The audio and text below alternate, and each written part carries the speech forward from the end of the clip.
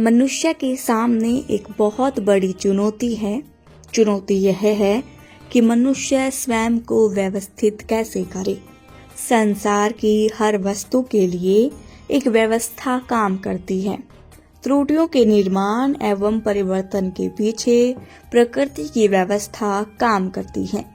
सरोवर, झरने, यहाँ तक कि ग्रह गोचर, चांद सितारों के पीछे भी अव्यवस्थित की तरह एक व्यवस्था है।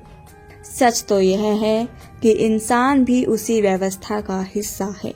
जन्म मरण, सुख दुख, मिलन विरह, यश अपयश, इन सबको देखकर ऐसा लगता है कि हर चीज के साथ एक व्यवस्थापक लगा है और उनकी व्यवस्थाएं इतनी सुव्यवस्थित हैं कि पल भर, श्वास भर, रत्ती भर भी इसमें कोई फर्क नहीं आता। फिर क्यों हम अपने जीवन की व्यवस्थाएं खराब कर रहे हैं? नौकर के द्वारा होने वाली थोड़ी सी यह व्यवस्था हमें जलजलाहट दे देती है और हमारी खुद की यह व्यवस्था कुछ नहीं।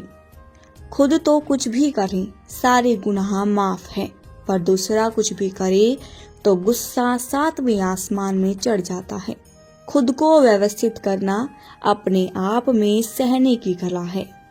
एक जैन संत थे। जैन संतों की कार्यप्रणाली, जीने की कला, उसमें अपने आप में एक अद्भुत चमत्कार है।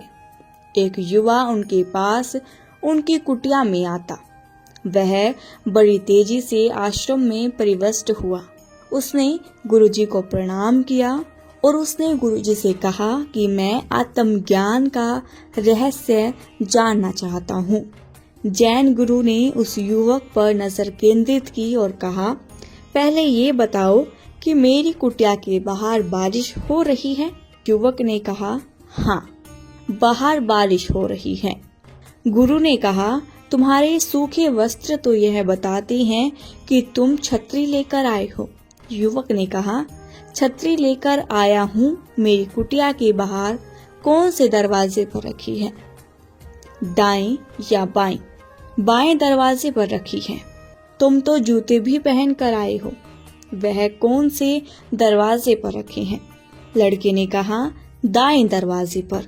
इसके बाद गुरुजी ने कहा, पहले अपने जूते के पास जाओ और उनसे क्षमा मांगो। युवक ने सोचा, कैसे संत हैं, अगर यह कहते हैं कि अपने पापों की या अपने अपराध की क्षमा मांगो तो बात जमती भी है, लेकिन जूते से क्षमा किस कार्य के लिए मांगनी चाहिए? लेकिन गुरु तो परम ज्ञानी थी, उनको पता था युवक क्या सोच रहा है। जैन गुरु ने कहा कि जिस दरवाजे से तुम आए हो उससे मैं थोड़ी देर पहले आया था, लेकिन जिस आदमी को अपने जूते और दरवाजे भी सलीके से खोलना नहीं आता, वह आत्मज्ञान की नसीहतों का अभी पात्र नहीं बन पाया। कहानी का सार यही है, जिसको अपने आचार व्यवहार की व्यवस्था का नहीं पता, उसका जीवन नरक के समान है। इसीलिए तो कहा है, जीना यहाँ मरना यहाँ।